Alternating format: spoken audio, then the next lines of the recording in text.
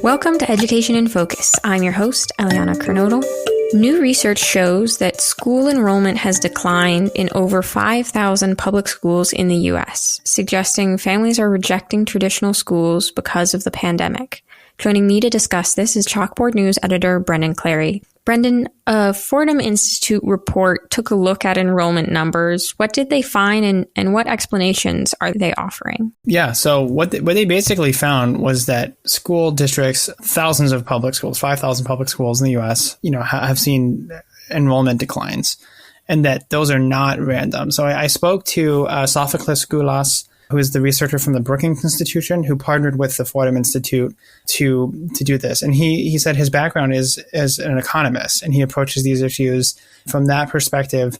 And essentially what he found was that this isn't, something random, that the students were more likely to leave these schools that were underperforming, right? So what that means is kind of complicated because underperforming schools, there are metrics that you can use to try to evaluate those, but it varies from state to state. So I think you kind of have to try your best and take that, with that sort of little asterisk there saying like, we're not, it's not like saying that every school that's underperforming is a bad school, but, according to the state's metrics, different kinds of metrics, that it's, not doing as well as other schools. And so there's, different ways to measure that. And that, again, varies a little bit.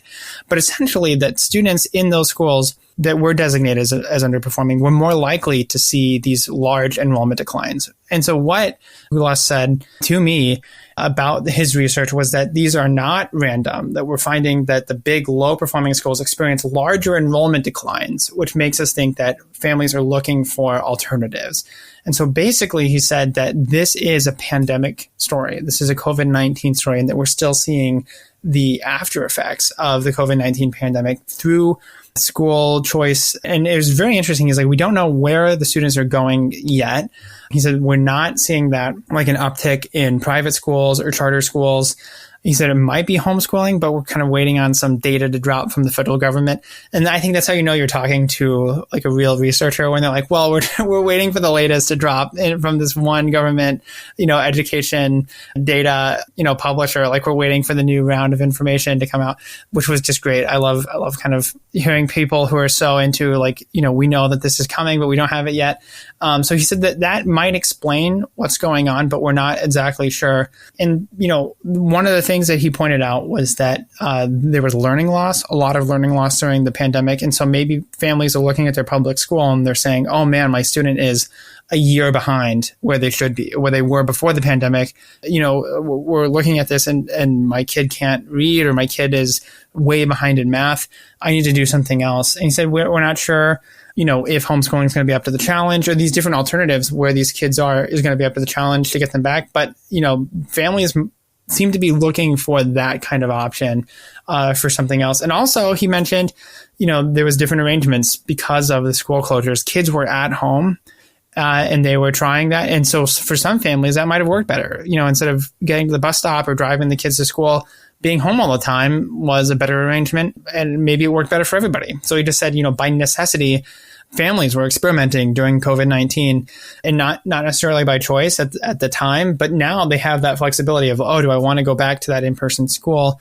And then I think really when you kind of pair that with some of these underperforming schools, that becomes kind of the question, right? Of like, well, am I going to do a better job at home? I mean, I think, and I'm kind of adding this in here and sort of filling in the gap, but like, am I doing a better job here at home than maybe that local neighborhood school district that is not serving all students well, right? Or the majority of its students well, maybe some students well. And that's something that Goulas said, is that even, these low performing schools do serve some students perhaps adequately. So it's kind of, again, hard to tell, it's sort of hard to define the low performing school. But that in a nutshell, that's kind of what the research is asking, according to, the researcher who is saying, this raises a lot of interesting questions. We don't have all the answers yet, but still it's very important to sort of raise the question of where are students going if they're not at these public schools. And how is this connected to school closures? Right. So, I mean, if you have a lot of enrollment decline, historically, Goulas told me, that enrollment decline is associated with school closures. And so it's not all the time, but it does start, bringing up the question of like, well, okay, if we have thousands of students missing from a school district, or specifically thousands of students are missing from perhaps a local, like a low performing school, do we need to close that school? And that starts raising the blood pressure for school board members, for superintendents, because nobody wants to see, a local neighborhood school get closed, because, those families are going to be having to drive a lot farther. And, it really pulls, that infrastructure out of a community, essentially, where there would be, all these, the playgrounds. And so it really is an impactful event, and it gets a lot of people very worked up in it. I mean, of course, teachers' unions are very involved in those kinds of discussions as well, because that's a lot of staff, that's buses. I mean, a lot of different kinds of things have to be moved around.